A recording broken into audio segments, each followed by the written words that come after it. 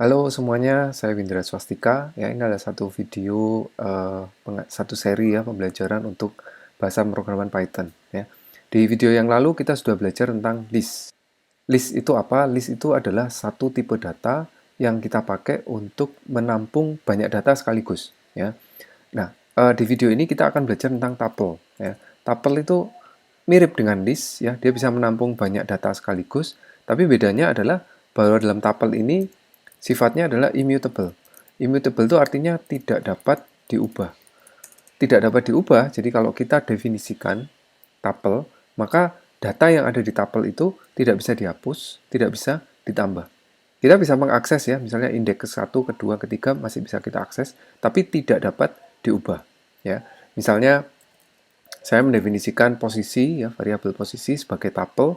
Ciri dari tuple adalah dengan menggunakan tanda kurung biasa. Ya, kalau list dengan menggunakan kurung kotak. Misalnya saya definisikan posisi 1, 4, 6, 8 gitu ya. Nah, posisi ini tentu bisa saya print ya. Saya print karena tidak ketika mencetak ya, mengeprint itu tidak melakukan perubahan data apapun ya. Jadi print posisi ya. Print posisi.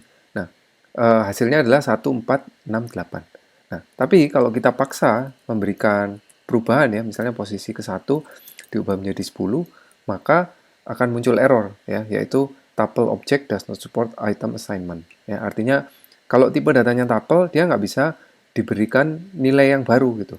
Artinya nilainya akan selalu sama. Ya. Nah, sama seperti list ya, kita bisa mencetak mulai dari katakan indeks yang ke 1 sampai ke 3 ya, maka hasilnya adalah 4 dan 6 ya. Begitu juga kita mau mencetak dari awal sampai ke 3 ya, 1, 4, 6 ya. Ya, masalahnya kita nggak bisa nambah gitu ya, nggak bisa kita memberikan posisi titik append seperti ini, nggak bisa ya, karena dia bukan list. Tapi kita bisa mengkonversinya menjadi list, misalnya list posisi, kita paksa ya supaya menjadi nilai yang ada pada tuple ini kita ubah atau kita masukkan ke dalam list seperti ini ya. Jadi kita paksa supaya nilai yang ada di list tuple kita ubah, kita masukkan ke dalam satu list. Nah, ketika kita melakukan seperti ini, kita bisa membuat uh, sebuah variabel baru ya, namanya list posisi, di mana tipenya adalah list. Ketika dia sudah bertipe list, kita bisa mengubah ya. List yang ke-1 misalnya kita ubah jadi 10. Ya. Maka hasilnya adalah 1, 10, 6, 8. Sementara posisi yang berupa tuple nilainya akan tetap ya, tidak ada perubahan. Nah, kalau ditanya, lah terus ngapain gitu ya?